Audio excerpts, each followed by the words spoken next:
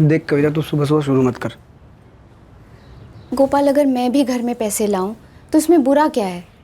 मैंने पहले भी काम किया है, अभी भी करना है। देख कविता, मैं नहीं चाहता कि तू काम पे जाए, और ये बात मैंने तुझे 1 नहीं 2 नहीं 4 नहीं कितनी बार बोल चुका हूँ। तू काम पे नहीं जाएगी मतलब नहीं जाएगी, हम दोनों में तय हुआ है। अब सब से मेरा दिमाग मत खराब कर। आई बाबा, येतो मी. संध्याकाळी लवकर ये रे. हो आई.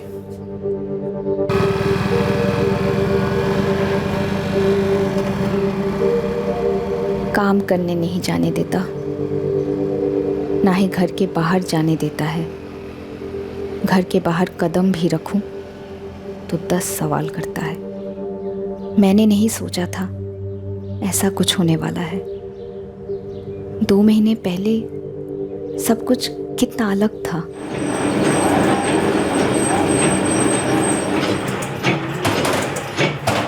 मुझे काम करने में मज़ा आता था। मुझे ज़िंदगी से कई सारी उम्मीदें थी। गोपाल और मैं एक ही फैक्ट्री में काम करते थे।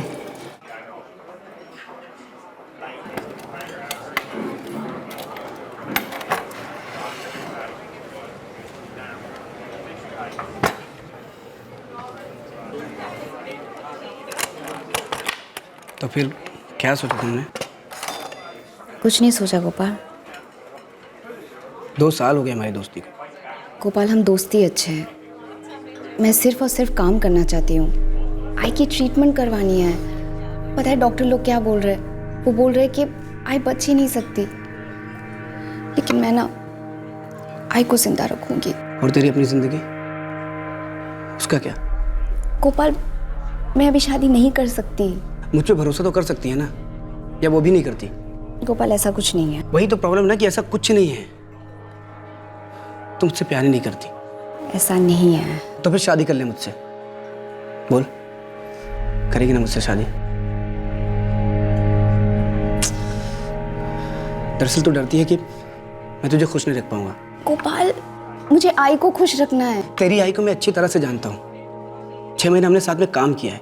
वो खुद चाहती थी कि तू अपने लाइफ में सेट हो जाए, और तेरे बाबा भी यही चाहते होंगे। मैंने कहाँ ना बोला कि मैं सेटल नहीं होना चाहती। लेकिन मेरे साथ नहीं होना चाहती। मेरे साथ नहीं होना चाहती ना तू। गोपाल, हम अच्छे दोस्त हैं। अरे अचार डालू क्या ऐसी दोस्ती का? प्यार करता हूं मैं तुझसे। जब तू पहली बार अपने आई के साथ काम पे आई थी ना, तब से। और शादी करना चाहता हूँ तुझसे, लेकिन तेरा स्टैंडर्ड है ना, मेरे को हाई लगता है।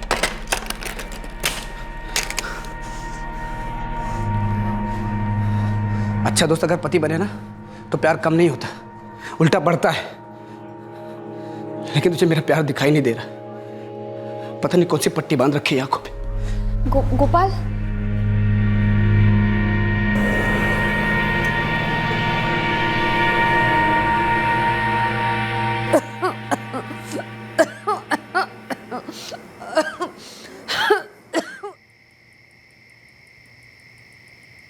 जल्दी चल, फटाफट आ जा। हो गई बहुत पढ़ाई। खाना खा ले। आई, तू भी आ जा। चलो गरम गरम खाना खा लो। आ जा। एक बार लड़का देख तो ले। पढ़ा लिखा है, सरकारी नौकरी है, कोई ऐसी वैसी आदत भी नहीं है उसमें। खाना खाने के बाद बात करें। कविता, ऐसी बात मत टाल। सच्चाई तो बदलेगी नहीं ना। इस साल तो तेरी शादी होनी ही होनी है। सच्चाई ये भी है बाबा कि मुझे कोई जल्दी नहीं है। लेकिन मुझे जल्दी है। सभी डॉक्टरों ने जवाब दे दिया है कि मेरे पास समय कम है। मैं जाने से पहले एक बार तुझे दुल्हन बना हुआ देखना चाहती हूँ। आई, ऐसा मत बोल। कहीं नहीं जा रही तू, मैं तुझे जाने नहीं दूंगी। हाँ हाँ, मेरी हड्डियों का बढ़ता हुआ कैंसर डर जाएगा तुम लोगों से। देख कविता, मैंने तेरी इजाज़त लिए बगैर उनको रविवार को खाने पे बुलाया है। मिल लेना एक बार। डॉक्टर लोगों ने आई को ज़्यादा से ज़्यादा 6 महीने दिए थे। हम दवा, दुआ और प्यार से उसे रोकने की कोशिश कर रहे थे, और उस सब के बीच में मेरी शादी की बात चल रही थी। और दूसरी तरफ गोपाल अलग ही तरीके का नाटक कर रहा था।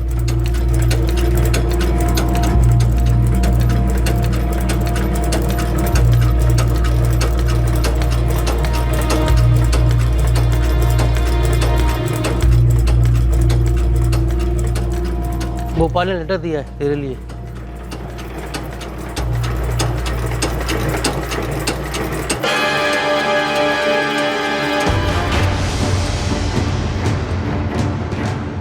तुम मेरी नहीं हो सकती तो मुझे इस दुनिया का भी नहीं होना है। Good bye.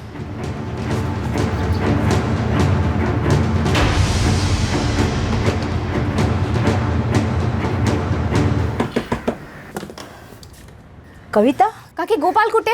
वो तो सुबह ही काम पे गया। काम पे गया, लेकिन वो तो वहां आया ही नहीं। आया नहीं तो फिर कहाँ गया? कविता, ए कविता, अरे तुम दोनों में कुछ हुआ है क्या?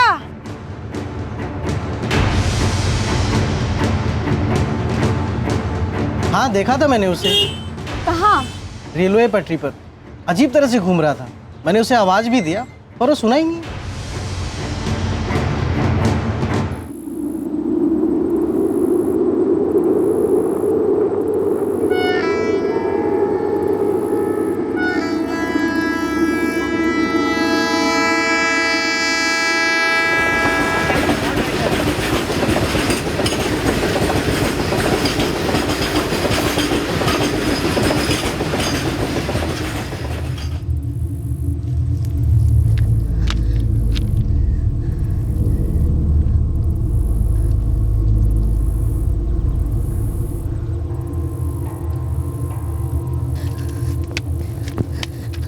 क्यों कर रहे हो तुम ऐसा? मेरे को लगा था मेरी मैयत पे भी नहीं आएगी तू। फालतू की बातें मत कर गोपाल। फालतू की बात नहीं कर रहा हूँ मैं। तेरे साथ मेरी शादी नहीं हुई तो जी के कोई फायदा नहीं है।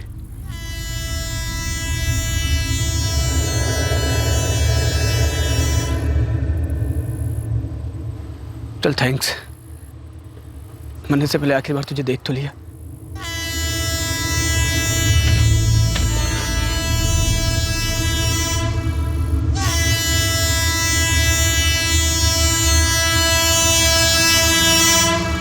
गोपाल, गोपाल हट, हट गोपाल, हट गोपाल, गोपाल हट, गोपाल हट, गोपाल मत कर ऐसा। क्यों कर रहे तू ऐसा? शादी करेगी मुझसे?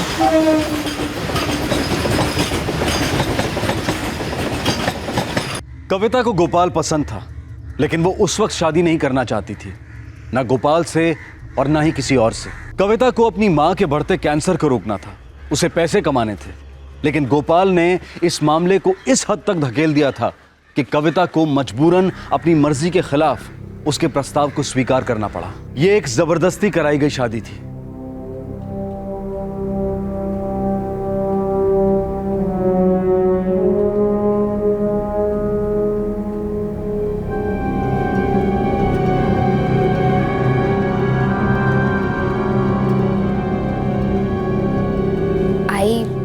बाबा, मैंने और गोपाल ने शादी कर ली। शादी कर ली और हमें बताया भी नहीं? कविता क्यों? ये गोपाल ही क्यों? आई, वो मुझसे प्रेम करता है। प्रेम? तेरे चेहरे पे तो प्रेम नजर नहीं आता। है आई, मैं भी उससे प्रेम करती हूँ। कम से कम 8 से 9 रिश्ते, पढ़े लिखे अच्छी नौकरी वाले आए थे, बिना किसी मांग के। मुंबई पुणे के अच्छे फ्लैट में रह सकती थी तू। आई, मेरी शादी हो चुकी है, गोपाल मेरे पति है, मैं खुश रहूंगी उसके साथ। आशीर्वाद दे मुझे। आशीर्वाद तो मेरा सदा तेरे साथ है, लेकिन एक बात का दुख है बेटा कि तुझ जैसी पढ़ी लिखी होशियार लड़की को एक से एक रिश्ता मिल सकता था, बेहतर जिंदगी मिल सकती थी। आई की बात गलत नहीं थी, मैं भी इस शादी से कभी खुश नहीं थी, और फिर बात और बिगड़ती। बोल, मेरे को बोला क्यों नहीं तूने? इसमें बोलना क्या था? आई की तबीयत खराब थी तो मैं देखने गई उससे। तेरी आई की तबीयत महीनों से खराब है। सुबह जब मैं काम पे जा रहा था तब क्यों नहीं बोले तू? उसके बाद घर वापस आते हैं, वहां घंटों खड़े रह के हाँ ही करोगे तो उसका यही मतलब निकलेगा कि तुम दोनों एक दूसरे को पटा रहे हो। पहले शुरुआत किसने की, तूने कि उसने? क्या बकवास कर रहे हो तुम? काश जिंदगी में भी एक रिवाइंड बटन होता। काश मैं गोपाल की खुदकुशी की धमकी में नहीं आती। काश मैं और पीछे जा पाती अतीत में, जब आई की बीमारी शुरू हुई थी। काश तब जल्दी इलाज होता, अच्छा इलाज होता।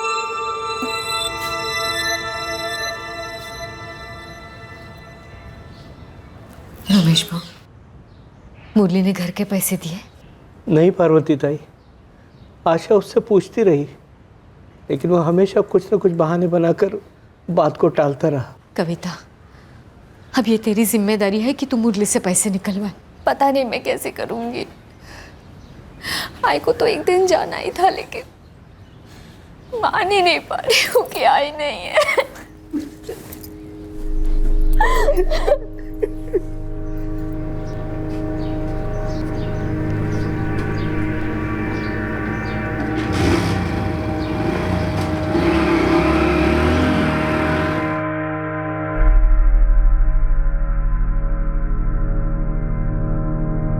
कविता, कहाँ जा रही हो?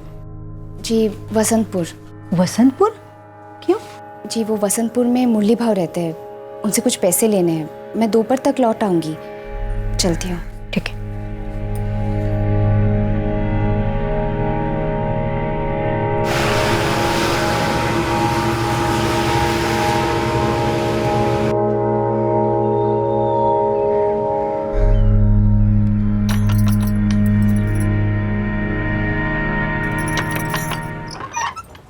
नमस्ते काकी। अरे कविता, कैसी है तू? मुरली भाव कहाँ हैं? वो तो गोदाम गए हैं। गोदाम किस तरफ होगा? कविता, तेरी आई का इस तरह जाना बहुत बुरा लगा। बुरा तो हम सबको लगा काकी। आई को कैंसर ने नहीं, गरीबी ने मारा। अगर मुरली भाव ठीक टाइम पर पैसे दे देते तो शायद वो और बच सकती, कुछ साल और जीती। मैं पूछ रही थी गोदाम किस तरफ है?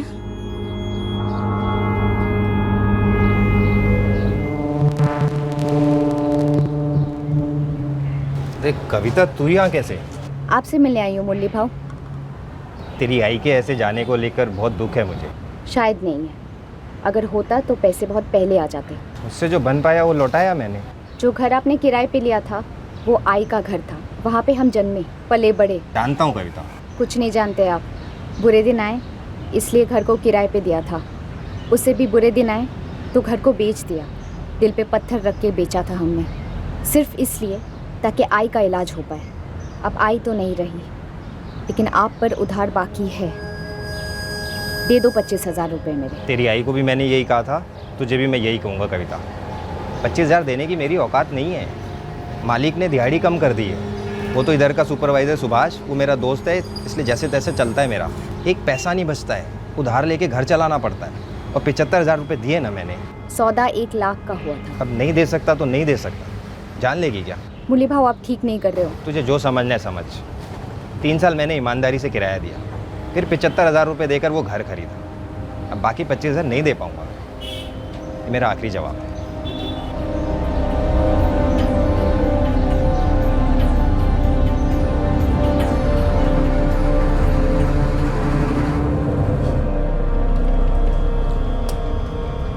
वो तेरे घर की मालकिन आशा ताई की बेटी थी ना? हाँ, पैसे मांगने आई थी। तुझे क्या लगा आशा गई तो उधारी गई? उसी की बेटी है कविता, पैसे लेकर रहेगी, छोड़ेगी नहीं तुझे। तो जो करना है कर ले, पैसे दूंगा नहीं। तो घर तेरा कैसे होगा? मतलब? वो घर आशा ने मरने से पहले कविता के नाम किया होगा। घर की सारी कागज पत्री कविता के नाम होगी। तो 75,000 रुपये नकद दिए बिना रिसीट के। ऊपर से तूने उस लड़की से पंगा ले लिया है, वो बखेड़ा खड़ा कर सकती है, और तू उस घर में रहते हुए भी उसे कभी बेच नहीं सकेगा। दाखव मला, कुठे आहे पैसे? उन्होंने दे ही नहीं। तूने मुझे सुबह बोला क्यों नहीं तू वसंतपुर जा रही है करके? क्योंकि उस वक्त मैंने सोचा नहीं था कि मैं जाऊंगी। फिर बाद में सोचा कि मैं पैसे मांगने के लिए चली जाती हूँ। मैं आई को बोल के गई थी। आई मेरी बेचारी है, गाय है वो गाय। तू उसको बोल के जाएगी ना तू मुरली भाव से मिलने जा रही है, तो भी वो मान लेगी। गोपाल, मैं सच बोल रही हूँ कि मैं वसंतपुर गई थी। मैं मुरली भाव से मिली। तू मुरली भाव से मिली ना?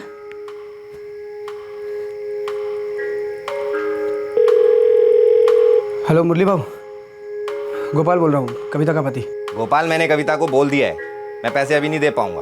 कभी बोला आपने? इसके आगे क्रियाक्रम के वक्त? नहीं, आज दोपहर को। और तुम लोग जितनी बार भी मुझसे पैसे मांगोगे, मेरा जवाब यही है, मैं पैसे अभी नहीं दे सकता।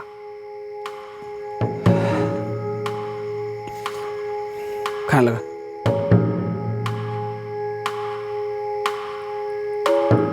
गोपाल का शक बढ़ता जा रहा था, मेरी घुटन बढ़ती जा रही थी। सिर्फ 2 महीने हुए थे मेरी शादी को और मुझे लग रहा था कि मैंने अपनी जिंदगी की सबसे बड़ी भूल की थी। पार्वती मौसी बीमार है, मुझे उन्हें देखने जाना है, चलोगे? किसने बोला बीमार है? उनका फ़ोन आया था, और कैसे पता चलेगा? जाना कब है? कल। मैं नहीं आ सकता कल। मैं अकेली जाऊं?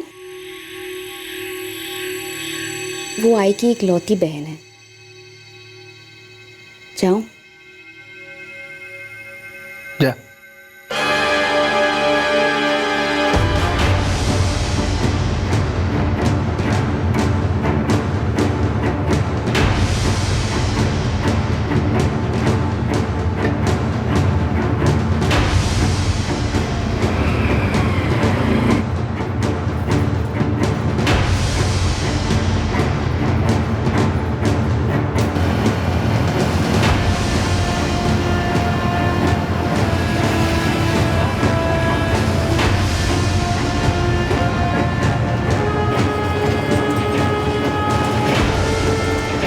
दाखव मला, कुठे आहे पैसे? उन्होंने दे ही नहीं। गोपाल, मैंने कविता को बोल दिया है, मैं पैसे अभी नहीं दे पाऊंगा। कभी बोला आपने? इसके आगे क्रियाक्रम के वक्त? नहीं, आज दोपहर को। पार्वती मौसी बीमार है, मुझे उन्हें देखने जाना है, चलोगे? मैं नहीं आ सकता कल। मैं अकेली जाऊं?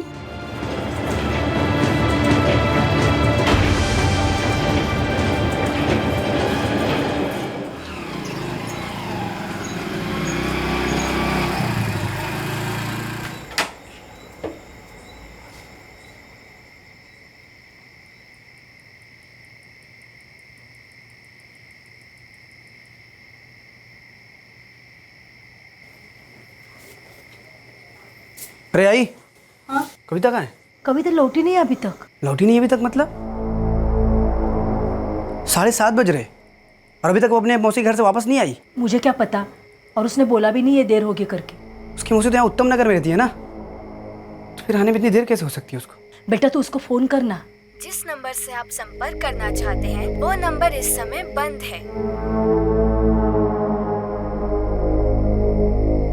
जिस नंबर से आप संपर्क करना चाहते हैं वो नंबर इस समय बंद है।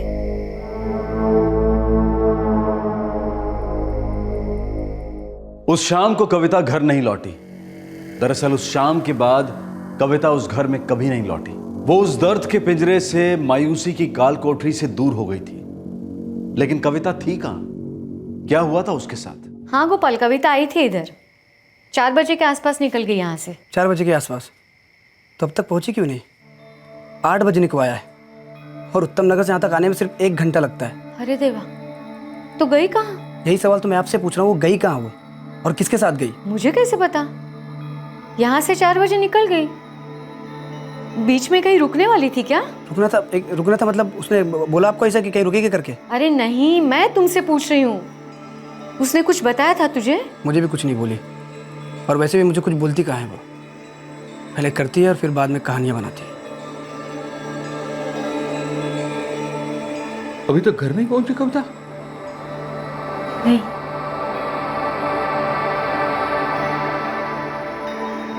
जिस नंबर से आप संपर्क करना चाहते हैं वो नंबर इस समय बंद है।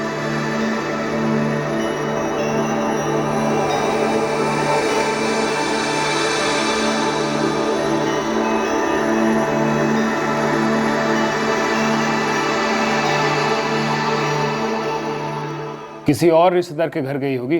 नहीं सर, ऐसा कोई रिश्तेदार तो नहीं है। पार्वती जी, कविता ने आपको क्या कहा था कि घर जा रही हूं मैं? घर ऐसा कुछ नहीं बोली, कहा देर हो रही है निकलती हूँ। मुझे लगा घर ही जा रही होगी। कुछ परेशान दिख रही थी वो। नहीं, ऐसा कुछ नहीं, हमेशा की तरह थी, ठीक ठाक। क्या बोला मुरली?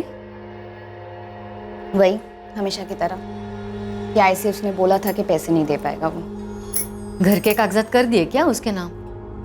वो मुझे पता नहीं। आई ने कहा था कि तेरे नाम पे ये घर कर रही हूँ और कागजात पे कुछ दस्तखत किए थे। उसके बाद आई ने क्या किया क्या नहीं कुछ नहीं पता। बता, ये मुरली ना बहुत शाना है, धोखा दे रहा है तुझे। ये पैसे ना मिलने को लेकर कुछ टेंशन में थी वो। वैसे तो हम सभी उस घर को लेकर टेंशन में थे। क्यों? वो पुश्तैनी घर हमारी आई ने आशा को, मतलब कविता की माँ को दिया। आशा ने उसे भाड़े पे चढ़ाया, फिर मुरली आया वहाँ रहने। 3 साल था किराए पे। फिर आशा के घर की हालत कुछ ठीक नहीं थी तो घर बेचने की बात हुई। मुरली बोला वो ही खरीदेगा। 1 लाख में सौदा हुआ। मुरली ने 75,000 तो दे दिए, पर बाकी के 25,000 देने के लिए रखड़ा रहा है। ये मुरली साहब का नंबर दो। 444 256 7। जिस नंबर से आप संपर्क करना चाहते हैं वो नंबर इस समय बंद है। सर, ये मुरली साहब का नंबर भी स्विच ऑफ आ रहा है, कविता की तरह।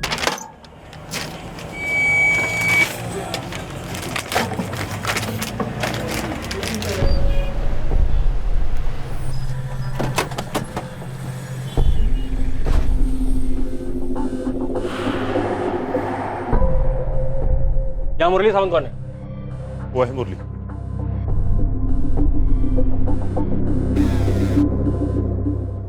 आप मुझे किधर ले जा रहे हो साहब? मैंने क्या किया है?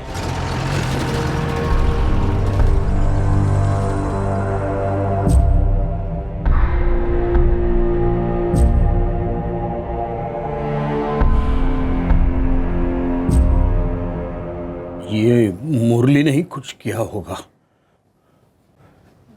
मुझे भी ऐसा ही लग रहा है मुरली का बर्ताव देखकर। काफी हिली थी कविता।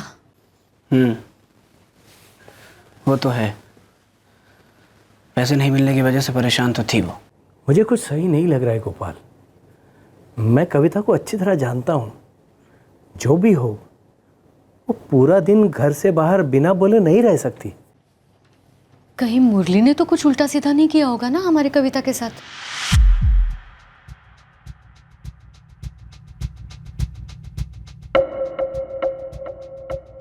मैं मानता हूँ 25,000 बाकी थे मेरे, लेकिन इसलिए नहीं दिए साहब क्योंकि है ही नहीं। जब भी 75,000 थे मैं उसको दिया ना साहब। घर तो तूने पूरा लिया है ना, 25 घर तो नहीं लौटाया तूने। ऐसा क्या किया है कि जिसके बाद कविता चवन ने तुझसे 25,000 मांगने की जरूरत नहीं की? साहब मैंने कुछ नहीं किया है साहब, ना कुछ करूंगा साहब। मैं सच बोल रहा हूँ साहब। साहब, वसंतपुर में हम पिछले कई सालों से रहते हैं, रोज की मजदूरी करते हैं गोदाम में, और जो भी पैसा घर में आता है उससे वरण भात भी नहीं परवड़ता। घर का गुजारा कैसे करते हैं ये हम ही जानते हैं। और क्या जानती हो तुम? साहब, मैं बस इतना जानती हूँ कि मेरे पति कविता के साथ कुछ भी गलत नहीं कर सकते। क्यों नहीं करेगा? ऐसा लिख के दिया उसने कि कभी ऐसा नहीं करेगा? अगर ऐसा कुछ करना ही होता तो मेरे पति 75,000 भी क्यों देते? साहब, मामला कुछ और ही है। हाँ बोल गावड़े। ये मुरली जिस गोडाउन में काम करता है ना, इधर का सुपरवाइजर है सुभाष, मुरली का फ्रेंड भी है। हाँ तो उसका क्या? जब से आपने मुरली को उठाया है ना, ये सुभाष भी गोडाउन से गायब हो गया है। मोबाइल भी बंद है, फुल हवा हो गया है। तेरे पति का दोस्त सुभाष, वो कहाँ है? मुझे नहीं मालूम।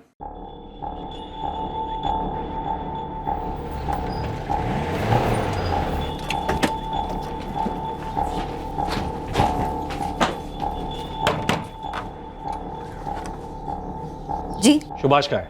मालूम नहीं साहब, कल दोपहर को तो घर आए थे पर फिर कहीं चले गए। कुछ बोला नहीं, कहाँ गए मालूम नहीं।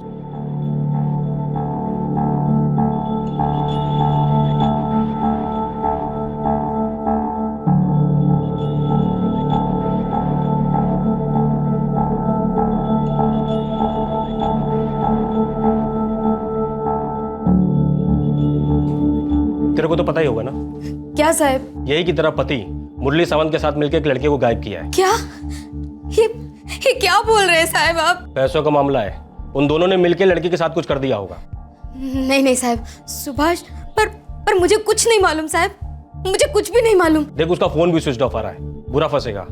वैसे और कहाँ जा सकता है? मुझे कुछ बताते ही नहीं है साहब, मैं सच बोल रही हूँ साहब, मुझे नहीं पता। तो तू खुद से पता कर। देख, अगर वो नहीं मिला ना तो तू बुरा फंसेगी, याद रखना।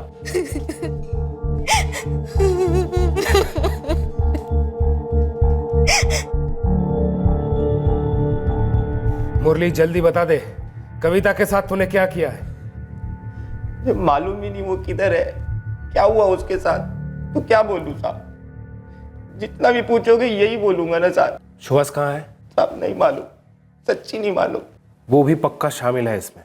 तो मैं नहीं हूँ साहब, बीवी बच्चों की कसम खाता हूँ साहब, मैंने कुछ नहीं किया। मुरली, हम यहाँ हर रोज लोगों को तोड़ते हैं, इसलिए सलाह दे रहा हूँ, वरना बाद में तेरा नाम आया ना, ये सारी मेहनत का बदला लेंगे हम। वो वाली पिटाई मालूम है ना, बाद वाली अच्छे अच्छे तुर्रम खां भी झेल नहीं पाते। दाखव मला, कुठे आहे पैसे? उन्होंने दे ही नहीं। पार्वती मौसी बीमार है, मुझे उन्हें देखने जाना है।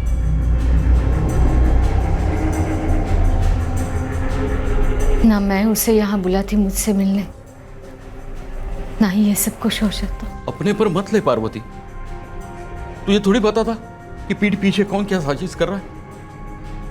ये मुरली ने ही कुछ किया है। मैंने कविता से पूछा भी था कि आशा ने घर के कागजात मुरली के नाम पर कर दिए थे क्या। फिर क्या बोली वो? बोली उसे पता नहीं आशा ने क्या किया क्या नहीं किया, लेकिन अब मुझे पक्का लग रहा है घर के कागजात को लेकर ही ये सब कुछ हुआ है। पहले दिन से ये गोपाल मुझे पसंद नहीं है। पता नहीं कविता ने उसमें क्या देखा। बाबा, आपको क्या लगता है, इस गोपाल ने कुछ गलत तो नहीं किया कविता दीदी के साथ? पता नहीं, देख गोपाल ने किया या किसी और ने किया, हकीकत तो ये है ना कि कविता की पिछले 3 दिन से कोई खबर नहीं है। ये हो सकता है क्या कभी? मुझे तो बहुत डर लग रहा है।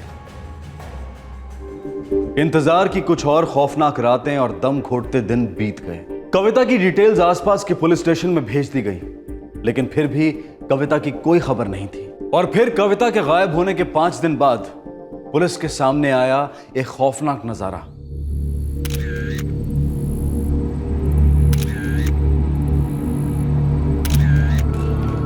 सर, करोलिना का पुलिस का कहना है कि लाश पहचान के परे है। हाइट, कपड़े वपड़े, बाकी डिटेल्स मैच हुई? सर, जिस औरत की लाश मिली है उसने साड़ी पहनी थी जो लगभग पूरी तरह जल चुकी है। Height 5 foot 2 inch. कविता भी साड़ी पहनती थी और 5 फुट 2 इंच के आसपास की थी। हाँ सर।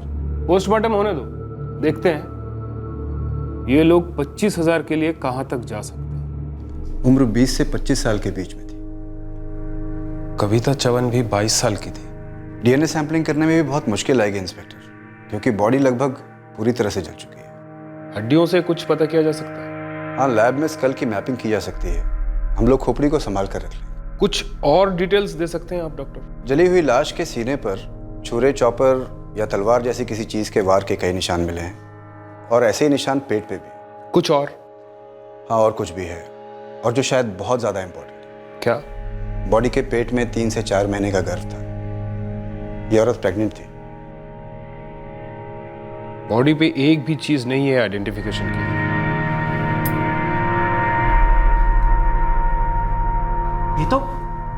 ये तो कोई और है, ये कविता नहीं है। हमें बॉडी पर से ऐसी कोई चीज नहीं मिली है जिससे लाश की शिनाख्त हो सके।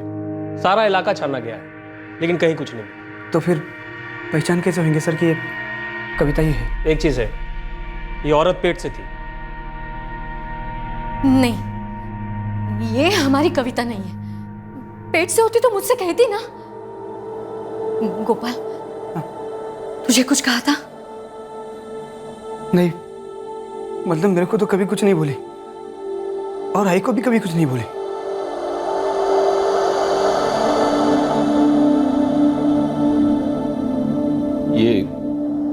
ये कविता ये है।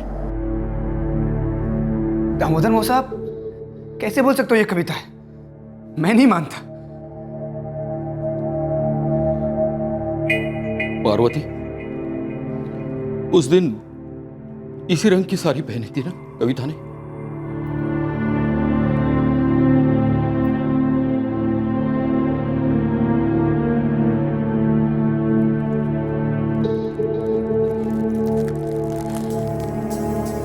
नहीं, ये मेरी कविता नहीं है। ऐसा नहीं हो सकता। मेरी कविता मुझे छोड़ के नहीं जा सकती। मैं नहीं मानता ये मेरी कविता है। रिपोर्ट कब तक मिल सकती है? कम से कम 1 हफ्ते का टाइम लगेगा सर। हमें विक्टिम का एक क्लियर फोटोग्राफ भी लगेगा। उसके बाद हम कविता चौहान की तस्वीर उस स्कल पर सुपर इम्पोज करेंगे, फिर मैच करेंगे। फोटोग्राफ आपको मिल जाएगा। ओके। ये गोपाल से कविता चौहान का एक क्लियर फोटोग्राफ मंगवाओ। सर।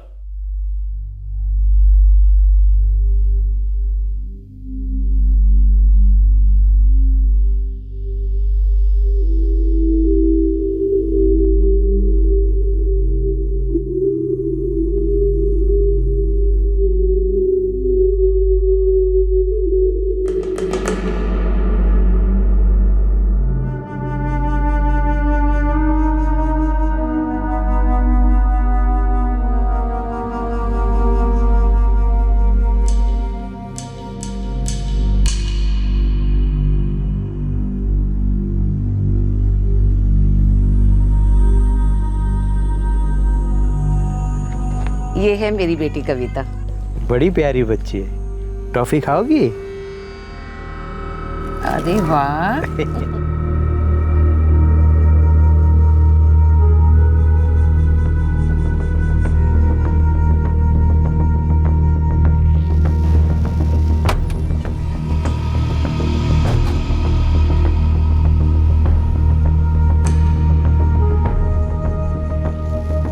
अकल देर से आई लेकिन दुरुस्त। अच्छा किया सरेंडर करके। सुभाष वाघमारे, वरना दौड़ा दौड़ा के कूटते थे। ले चलो इसे। इस केस में फिलहाल 2 आरोपी थे, मुरली सावंत और सुभाष वाघमारे, और वो दोनों पुलिस की कस्टडी में थे। आरोप यह था कि मुरली ने कविता चौहान को 25,000 रुपए देने थे, जो वो नहीं दे रहा था। पर क्या इन 2 दोस्तों ने वाकई में कविता का कत्ल कर दिया था 25,000 के लिए? दूसरी तरफ पुलिस के सामने एक बुरी तरह से जली हुई लाश थी। क्या यह लाश वाकई कविता चौहान की थी?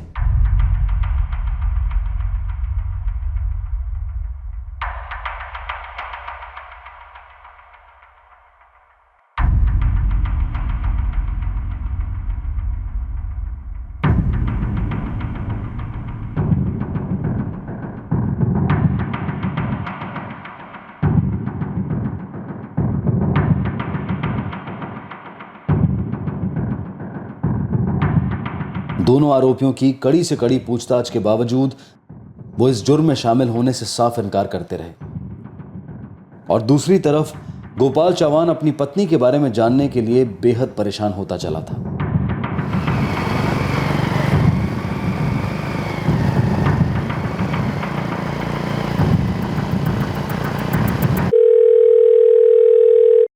हाँ मुकेश, कोई न्यूज? हमने सुपर इम्पोजिशन कर दिया है। कविता के फोटोग्राफ्स और उस स्कल के डायमेंशंस परफेक्ट फिट हुए हैं। So it is Kavita Chauhan inspector, no doubt about it.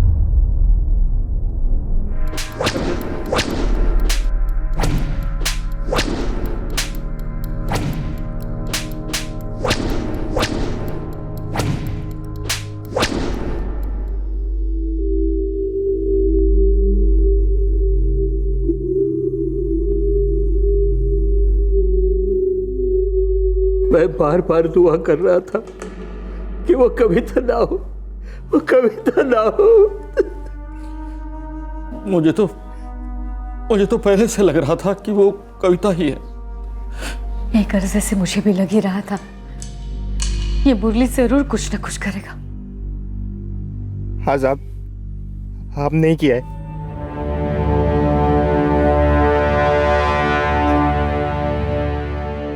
हमने ही मार डाला उसे। हमने उस पर पहले वार किया चाकू से, फिर लाश को इस हद तक जला दिया कि कोई पहचान नहीं पाए। हर लाश की शिनाख्त हो ही जाती है और हर खूनी को सजा। हमसे बहुत बड़ी गलती होगी साहब, हमें माफ कर दो। मुझे कैसे पता चला ये अपनी मौसी के घर से लौट रही थी? तब मैंने फोन किया था उसको।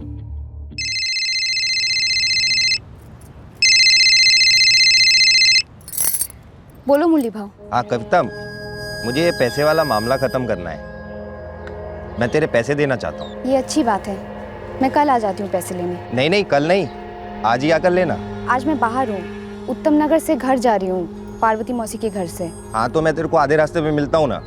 देख तेरे पैसे हैं, लेके ख़त्म कर। ठीक है भाव, करौली नाका पे बस रुकेगी, मैं वहीं उतर जाऊंगी, तो वहीं पे मिलते हैं। जल्दी आ जाइएगा, मुझे बहुत देर हो चुकी है। नहीं नहीं, देर नहीं लगेगी, तू उधर ही रुक, मैं करौली नाका पहुँचता हूँ। करौली नाका के पास से ही हमें एक जली हुई लाश मिली।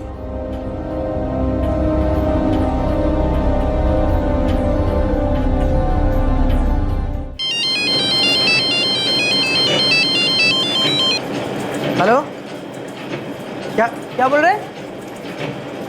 एक सेकंड। क्या ये क्या बोल रहे सर आप? तुम्हारी पत्नी कविता जब पार्वती जी के घर उत्तम नगर से लौट रही थी, तब मुरली और उसके दोस्त सुभाष ने मिलकर कविता का मर्डर कर दिया था। मतलब उन दोनों ने आपको ऐसा बोला क्या? हाँ, उन दोनों ने अपना जुर्म कबूल कर लिया।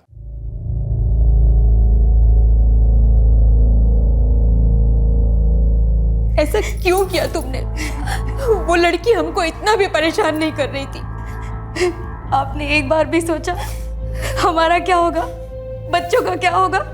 सुधा, हमने किसी को नहीं मारा। बच्चों की सौगत जानवी, हमने कोई खून नहीं किया। लेकिन पुलिस कह रही है कि आप लोगों ने अपना गुनाह कबूल कर लिया है। हमारे पास कोई चारा नहीं था जानवी, कोई चारा नहीं था। जानवरों की तरह पीटते थे। हमने सोचा गुनाह कबूल कर लेते, कम से कम एक ही बार फांसी होगी, ऐसे रोज रोज तो नहीं मरेंगे। सुभाष, और नहीं सा आ जाता, बहुत मार खा ली। मैंने भी डर के मारे सरेंडर कर दिया, पर अब सोचता हूँ कि कहीं भाग गया होता तो ये सही होता। वो लाश मिल गई है, पता चल गया मर्डर हुआ है, हम ही दोनों आरोपी हैं। वो हमें और मारेंगे, एक एक हड्डी तोड़ देंगे हमारी। मरे होकर हम कबूल कर ही लेंगे।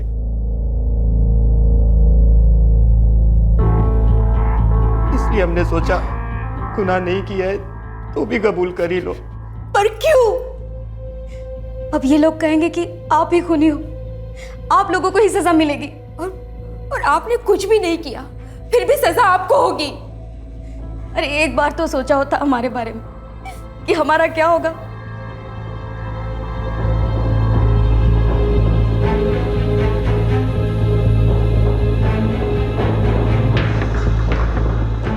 क्या सुभाष और मुरली ने वाकई में कविता का कत्ल कर दिया था, या फिर वो बेगुनाह थे और कड़ी पूछताछ के सामने उन्होंने घुटने टेक दिए थे? अगर मुरली और सुभाष ने कविता का कत्ल नहीं किया था तो फिर कातिल कौन था? अब तक इस केस में जितना भी सामने आया था उससे कहीं ज्यादा छुपा हुआ था।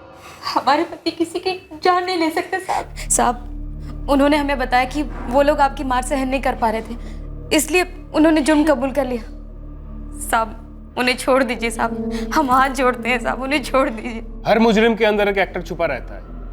हमारे सामने काफी एक्टिंग कर ली उन्होंने, दाल नहीं गली, अभी तुम्हें बेवकूफ बना रहे हैं वो। ये है बयान उनका, साइन है उनके, देखो।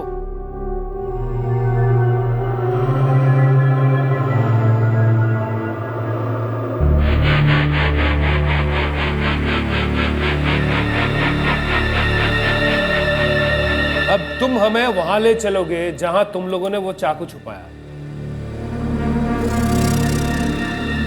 हमें वो चाकू गोदाम से मिला जहां तुम दोनों के पति काम करते हैं।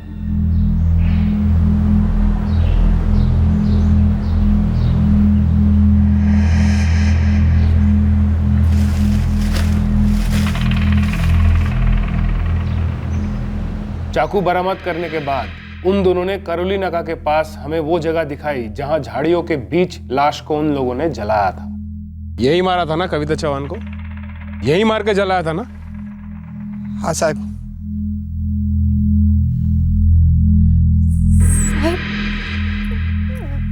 मेरे पति ने वाकई कविता की जान ली है। तुम्हारे पति मुरली सावंत ने कविता का कत्ल किया है और जानवी तुम्हारे पति सुहास ने इस कत्ल में मुरली सावंत का साथ दिया। कविता अपनी पार्वती मौसी के घर से लौट रही थी। इन्होंने उसे फोन करके बीच में बुलाया और मुरली सावंत ने उसे पैसा लौटाने का वादा भी किया था।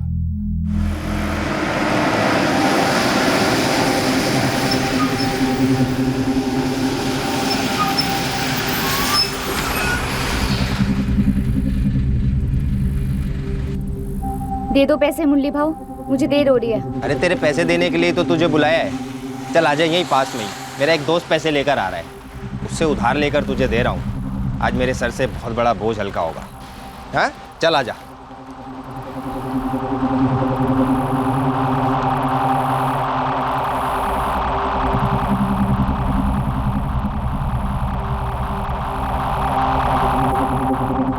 मुरली भाऊ और कितना दूर है?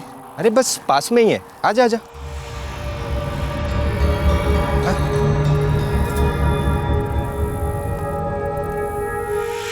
आजा।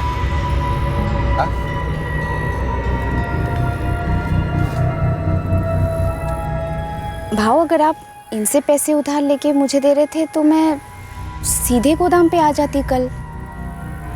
ये सब की क्या जरूरत थी? जरूरत है कविता, जरूरत भी और कारण भी। ये क्या बोल रहे हो भाऊ?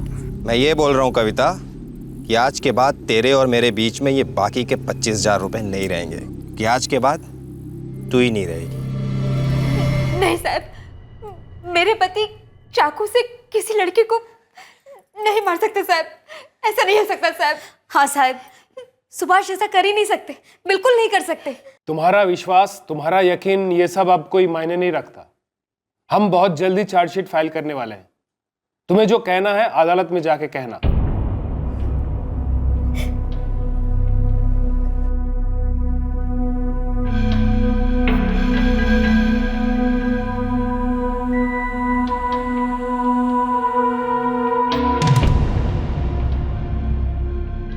मार दिया उन्होंने कविता को। उन दोनों को तो फांसी हो जानी चाहिए। अब फांसी होगी या क्या होगा, इसका फैसला तो अदालत ही करेगी ना। फैसला क्या करना है? कबूल कर लिया उन्होंने तो फांसी देनी चाहिए।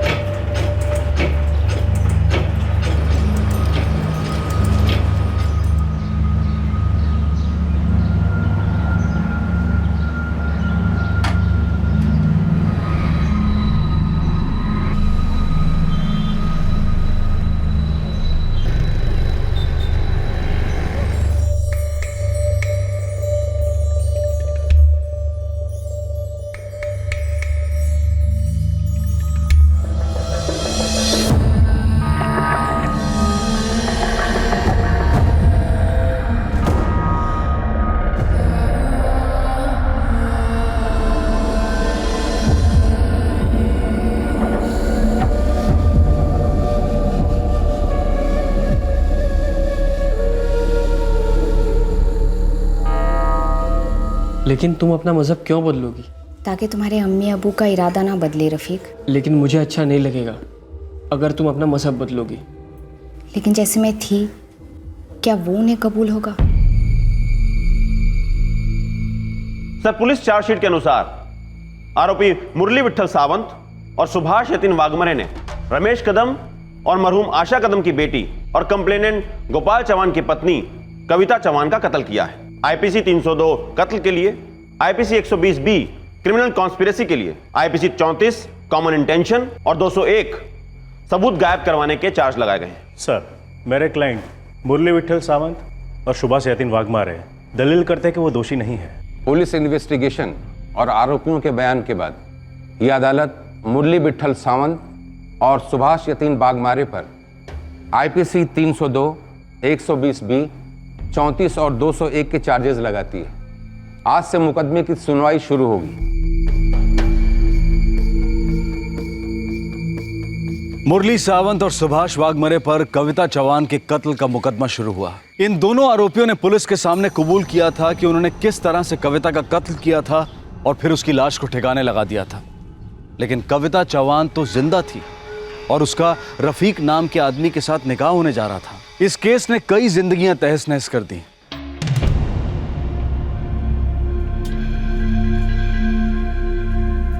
मुरली सावंत के परिवार पर समाज की मोहर लग गई थी। एक खूनी का परिवार।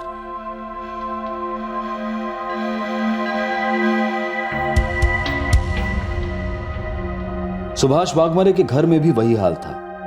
कोई मदद को तैयार नहीं और ऊपर से जिल्लत की बौछार। दूसरी ओर कविता के परिवार के लोग न्याय चाहते थे और वो चाहते थे कि कविता के हत्यारों को कड़ी से कड़ी सजा मिले। सब लोग यही मानकर चल रहे थे कि कविता मर चुकी है। इस केस की तहकीकात करने वाली पुलिस टीम भी यही मान रही थी कि कविता का कत्ल हुआ है।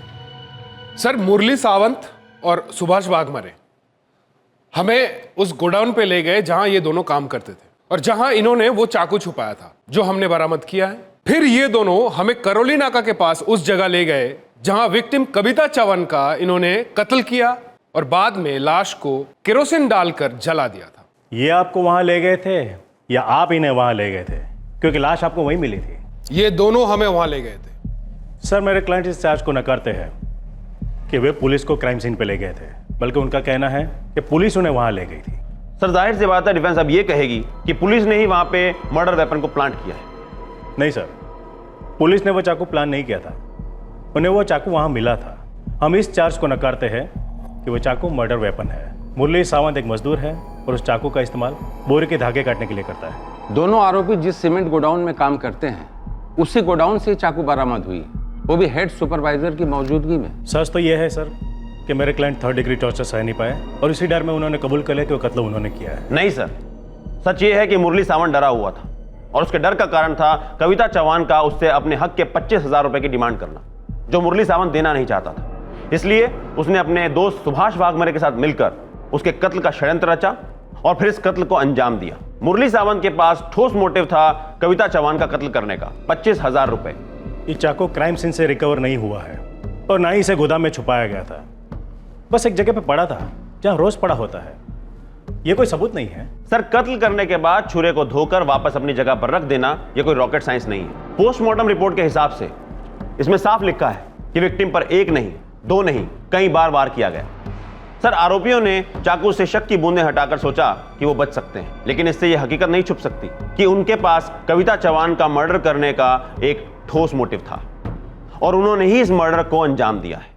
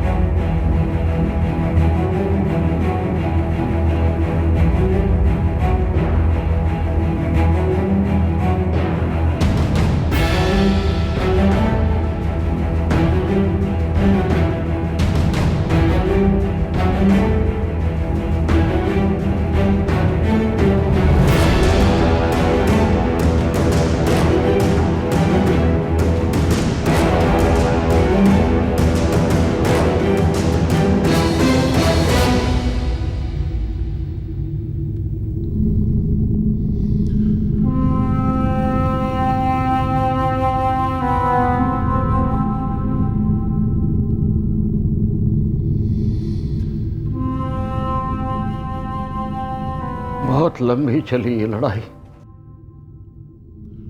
भगवान से प्रार्थना करता हूं इन दोनों को फांसी की सजा सुनाई जाए।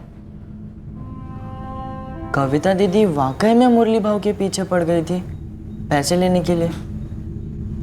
मुझे नहीं लगता बेटा। देख, तेरी आई नाराज थी मुरली पर क्योंकि वो बाकी के 25,000 नहीं लौटा रहा था, लेकिन उनके लिए मुरली कविता का खून कर देगा, ये बात तो किसी के भी समझ के बाहर है। काश मेरे पास 25,000 रुपये होते, दे दिए होते कविता को। ये सब तो नहीं होता। कैसे नहीं होता मुरली? किस्मत इसे ही तो कहते हैं, करे कोई और भरे कोई।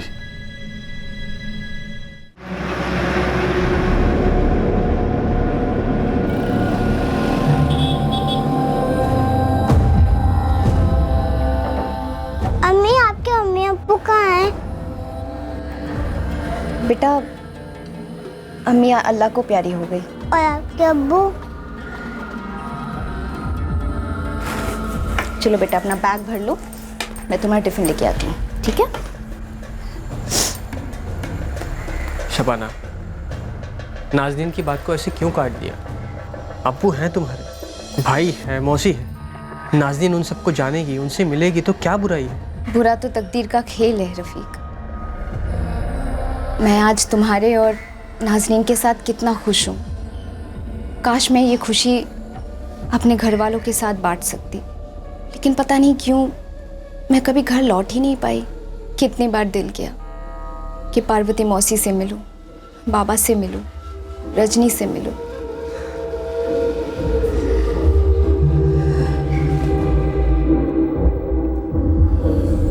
कविता चौहान अब शबाना शेख बन गई थी। उसकी 4 साल की बच्ची थी और वो अपने पति रफीक के साथ अपनी जिंदगी में खुश थी। दूसरी तरफ मुरली और सुभाष की जिंदगी उजड़ गई थी क्योंकि उन दोनों पर कविता चौहान के कत्ल का इल्जाम लगा था। आखिर पूरे 4 साल बाद अदालत ने अपना फैसला सुनाया।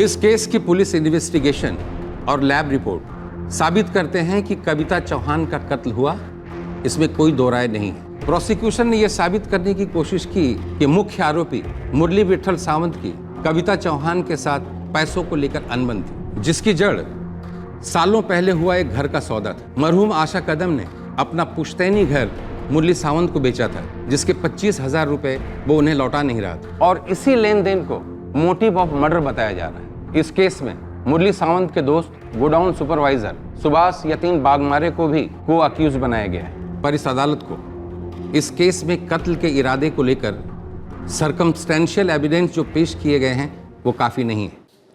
प्रोसिक्यूशन द्वारा ठोस सबूत पेश न किए जाने के चलते यह अदालत फैसला सुनाती है कि मुरली सावंत और सुभाष बागमारे ने कविता चौहान का कत्ल नहीं किया। दोनों आरोपियों पर लगे सारे चार्जेस खारिज किए जाते हैं और ये अदालत मुरली विठल सावंत और सुभाष यतीन वाघमारे को बरी करती है।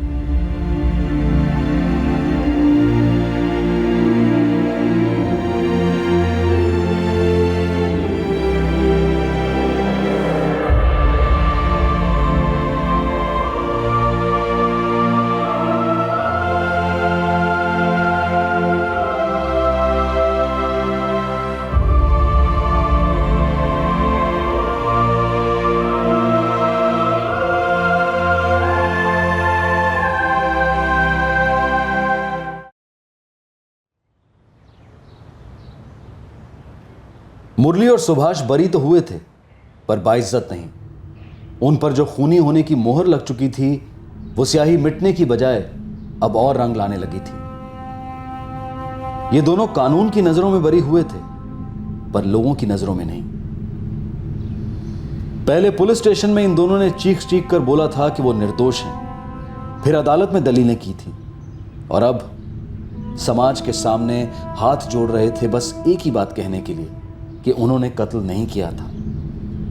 और उनका कबूलनामा डर के मारे किया गया था, पर इस बात को कोई भी मानने को तैयार नहीं था। वो दोनों जेल में सड़ेंगे। वसंतपुर, उत्तम नगर और करुणा नगर के लोग हमारी कविता को कभी नहीं भूलेंगे, हमेशा याद रखेंगे। बहुत बुरा किया उन दोनों ने हमारी कविता के साथ। कविता का पहला पति गोपाल चौहान भी अपनी जिंदगी में लौट गया।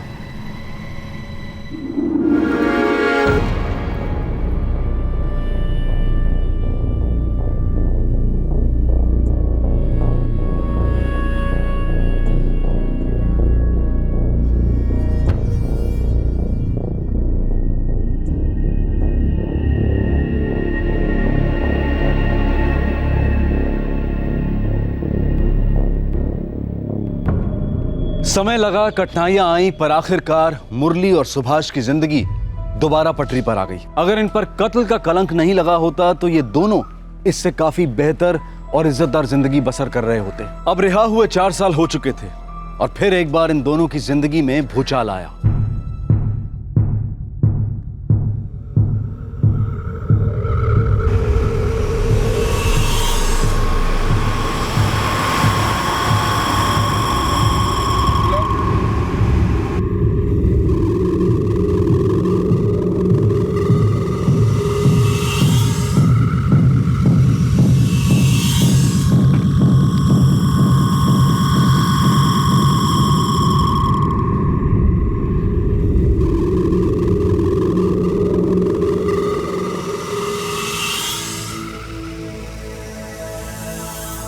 क्या हुआ? चेहरे का रंग क्यों उतर गया?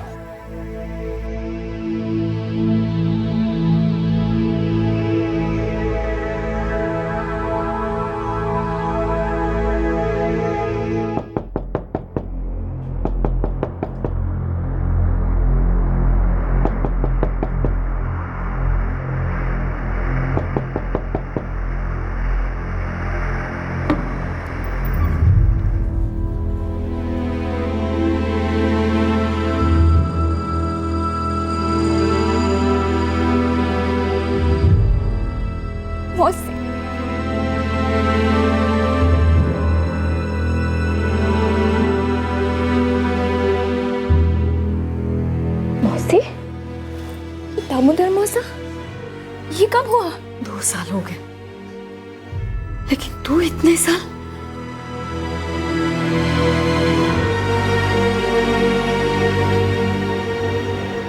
ये मेरी बेटी नाज़नीन और ये मेरे पति रफीक। नाज़नीन, रफीक? और मैं कविता नहीं हूँ, शबाना हूँ, शबाना रफीक शेख। कहाँ थी इतने साल? तुझे पता भी था कि तेरे गायब हो जाने के बाद यहाँ क्या हुआ? क्या हुआ? तुझे सच में पता नहीं? मौसी, मुझे सच में नहीं पता क्या हुआ है। हम सबको लगा तुझे किसी ने मार डाला। मैंने अपने अतीत को मार डाला। सबको लगता है कि तू मर चुकी है। सब लोगों को ऐसा ही लगता है कि मुरली और सुभाष ने तेरा कत्ल किया है। क्या? मुरली भाव? क्या बोल रहे हो मौसी? इतने साल मुकदमा चला, दोनों जेल में बंद थे। इसका मतलब वो सच कह रहे थे कि उन्होंने तुझे नहीं मारा। तो फिर वो लाश किसकी थी? लाश? तेरे गायब हो जाने के बाद एक लाश मिली थी। तेरे दामोदर मौसा को लगा वो तेरी लाश है। लाश पूरी तरह से जली हुई थी। पुलिस ने भी कहा कि ये तेरी ही लाश है। मुरली और सुभाष ने भी कबूल किया कि उन्होंने तुझे मार डाला, लेकिन फिर अदालत में कहा कि उन्होंने तुझे नहीं मारा। उन्होंने ऐसा कहा ताकि वो पुलिस की ज्यादा पिटाई से बच जाए। 2003 से लेकर 2007 तक 4 साल दोनों जेल में बंद रहे। हम सब तो चाहते थे कि उन्हें फांसी हो जाए, पर अब वो तो मासूम है। मौसी, कसम से बोल रही हूँ, मुझे इन सब के बारे में कुछ नहीं पता था। लेकिन तू गायब कैसे हुई? थी कहाँ इतने साल? 9 साल पहले याद है मैं आपसे मिलने आई थी। कैसे बोल सकती हूँ? आखिरी बार देखा था तुझे। उस दिन मैं घर से भागने के लिए निकली थी, गोपाल से दूर, हमेशा के लिए। मैंने पुणे में मेरी एक सहेली के साथ बात करके रखी थी। गलती हो गई मुझसे अपर्णा, मैंने जिंदगी में सबसे बड़ी गलती की। ये गलती ठीक भी तो की जा सकती है ना कविता। गोपाल के साथ कभी ठीक नहीं होगा। तू छोड़ दे उसे, सच्ची छोड़ दे उसे और चलिए आ मेरे पास। देख, मैं यहाँ हॉस्टल में रहती हूँ, काम करने वाले औरतों के हॉस्टल में, और मैं जिस फैक्ट्री में काम करती हूँ वहाँ पर हर आए दिन लोगों की जरूरत पड़ती है। तू चलिए आ, मैं तुझे काम पर लगवा दूंगी। ऐसे कैसे छोड़ दूँ अपर्णा? तुझे बांध कर रखने वाला एक ही रिश्ता था, वो है तेरी आय का, जो अब इस दुनिया में नहीं रही। और अगर तू अपने बाबा के पास वापस जाएगी तो गोपाल वहां आकर नाटक करेगा, ब्लैकमेल करेगा। देख मेरी बात मान, एक जोड़ी कपड़े में मेरे पास आ जा। जिस दिन मैं आपसे मिलने आई थी उसके बाद मैं घर नहीं गई, सीधे बस ली पूना के लिए। वो सफ़र पिंजरे से निकलकर आज़ादी का सफ़र था मौसी।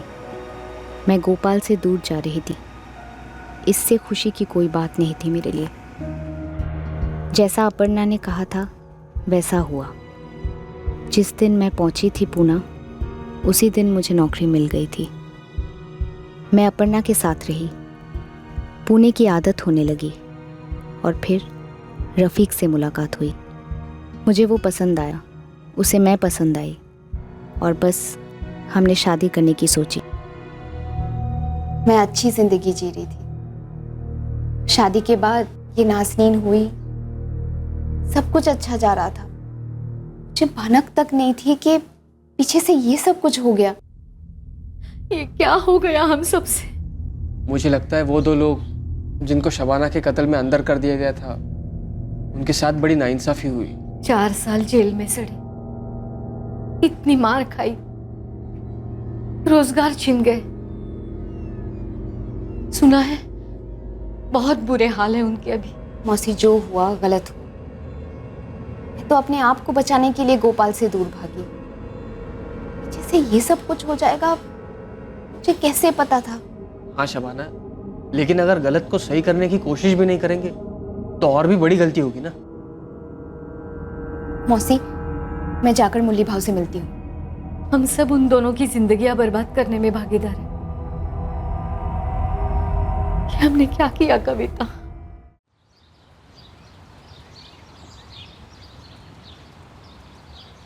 मुरली भाव,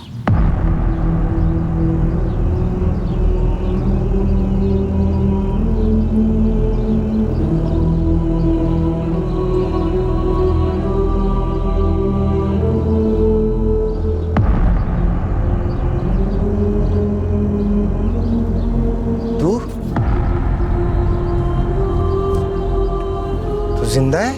हाँ भाव, मैं जिंदा हूँ, और मुझे अभी अभी पता चला है कि इतने सालों में आपके साथ क्या क्या हुआ है। भाव, भाव, पार्वती मौसी ने मुझे सब कुछ बताया, लेकिन कसम से बोल रही हूँ भाव, मुझे मालूम नहीं था कि ये सब कुछ हो गया है। इतने साल बेकार ही खूनी बोलकर खून पिया, पहले पुलिस ने, फिर लोगों ने। मुझे रत्ती भर की जानकारी होती तो मैं सीधे वापस आ जाती और सब सच बता देती, लेकिन अभी भी देर नहीं हुई है। क्या करेगी तू? गुजरा वक्त वापस तो नहीं आएगा, लेकिन सहे गए दर्द का मरहम हो सकता है, नाइंसाफी की भरपाई हो सकती है। अब जो भी हो, मैं यहाँ से कुछ न कुछ करके ही जाऊंगी।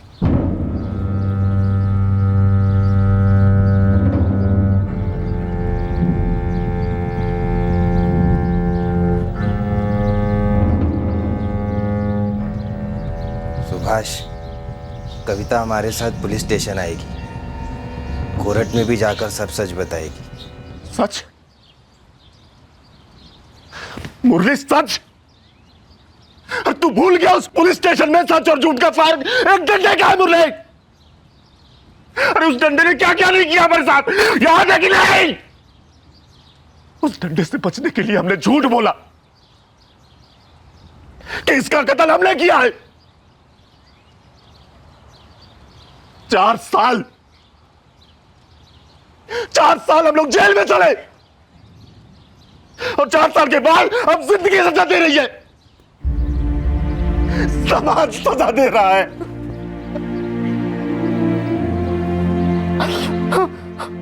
आके किसी से मिला नहीं सकते।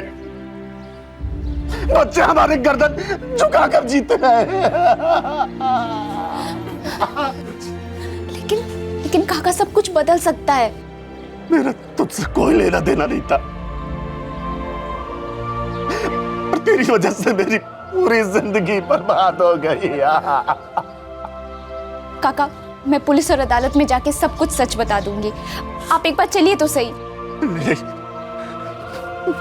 मुझे कहीं नहीं जाना तुम्हारे साथ। सच तो यह है कि तुम मर चुकी हो। हमने ना सही तो किसी और ने मार डाला,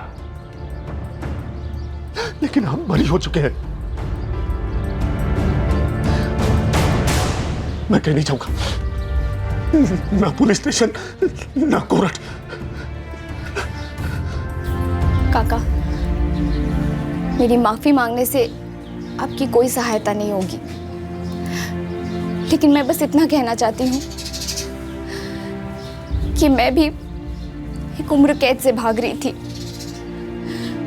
फांसी के फंदे जैसे घुटन से भाग रही थी, पति की पिटाई से भाग रही थी, लेकिन मुझे मालूम नहीं था कि मेरे भाग जाने के कारण तो मासूम जिंदगी तहस नहस हो जाएगी।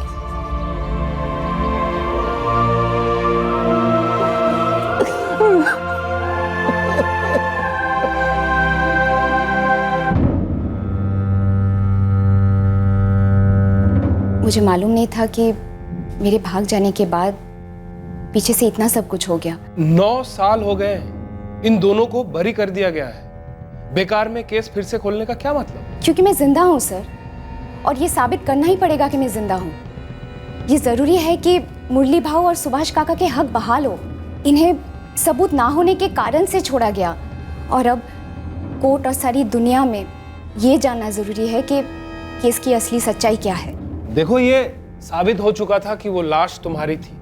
लेकिन सर, पूरी दुनिया के सामने आना चाहिए मैं जिंदा हूं, और इनकी गिरफ्तारी गलत थी, और जिस तरह से ये समाज पेश आ रहा है वो सबसे गलत। इस सब से इनके जिंदगी के 9 साल लौटा पाओगे तुम? अगर मैं उन पर लगाया हुआ कलंक मिटा सकती हूँ तो वो अगले 9 साल और अगली सारी जिंदगी ये दोनों सर उठा के जी सकेंगे। इज्जत और आज़ादी भी तो कोई चीज़ होती ना साहब।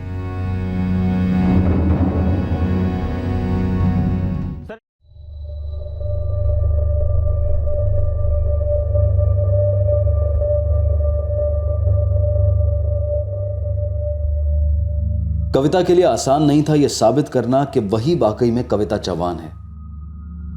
डीएनए टेस्टिंग के बाद यह साबित हुआ कि कविता चौहान उर्फ शबाना शेख एक ही शख्स है। सर, गोपाल मुझे बहुत तकलीफ देता था, उससे मैं दूर भागना चाहती थी।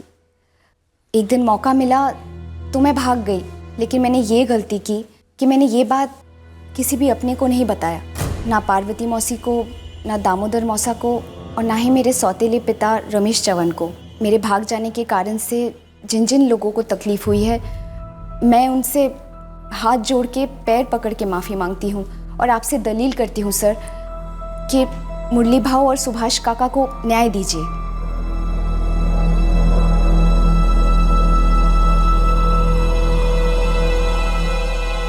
यह अदालत इस बात को कबूल करती है कि इस केस में पुलिस इन्वेस्टिगेशन और इस अदालत ने भी भूल की है, गलत किया है। 2 बेगुनाह लोगों पर इल्जाम लगा कि उन्होंने एक औरत का कत्ल कर दिया, जबकि वो औरत जिंदा है। सर, इन्वेस्टिगेटिव ऑफिसर भी ये मानते हैं कि उनसे चार्जेस फ्रेम करने में भूल हुई है, पर लेबोरेटरी ने कंफर्म किया था कि लाश कविता चौहान की है। इसीलिए पुलिस ने भी मान लिया कि लाश कविता की ही है, और पुलिस का पूरा शक मुरली सावंत पर था, और उसने भी कबूल किया और सबूत भी दिए। इसलिए मेरी अदालत से गुजारिश है कि इन्वेस्टिगेशन को लेकर पुलिस को दोषी न ठहराया जाए। कोर्ट ये मानती है कि पुलिस ने लैब द्वारा भेजी गई गलत रिपोर्ट पर अपनी इन्वेस्टिगेशन जारी रखी, जिस बात के लिए पुलिस को दोषी नहीं ठहराया जा सकता। लेकिन कोर्ट इस बात को नज़रअंदाज नहीं कर सकती कि 2 बेगुनाह नागरिकों के साथ हमारे हाथों अन्याय हुआ है, नाइंसाफी हुई है। कोर्ट इन दोनों के खिलाफ दर्ज किए गए और खारिज किए गए मुकदमे को नल एंड वाइड मानती है और ऑर्डर पास करती है कि इस केस को दोबारा खोला जाए और अज्ञात महिला की मौत का केस दर्ज किया जाए और तहकीकात शुरू की जाए।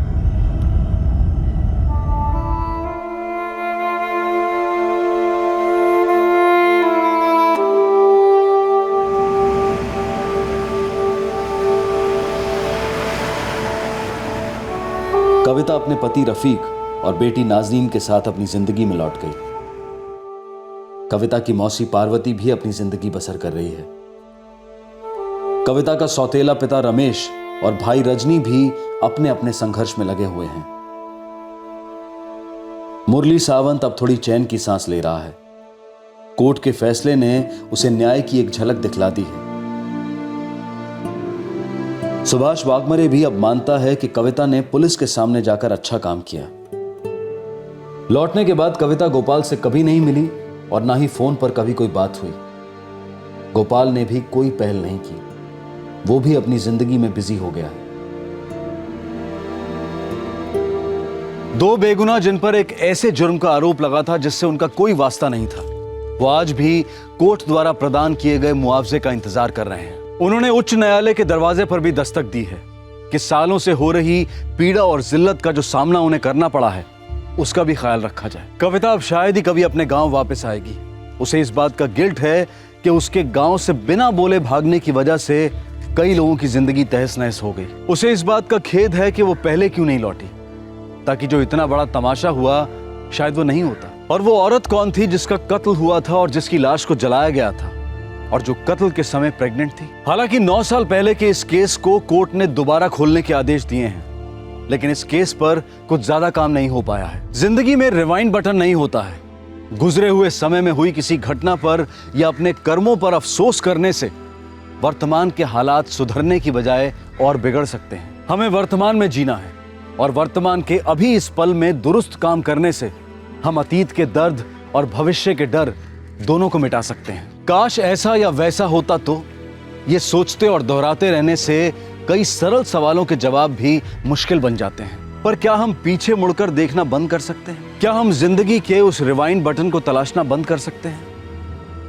आपसे फिर मुलाकात होगी अगले एपिसोड में एक और चौंका देने वाले केस के साथ। तब तक अपना ख्याल रखें, सुरक्षित रहें, स्वस्थ रहें और देखते रहें क्राइम पेट्रोल सतर्क। 1.25 को सीख पूरे देश को।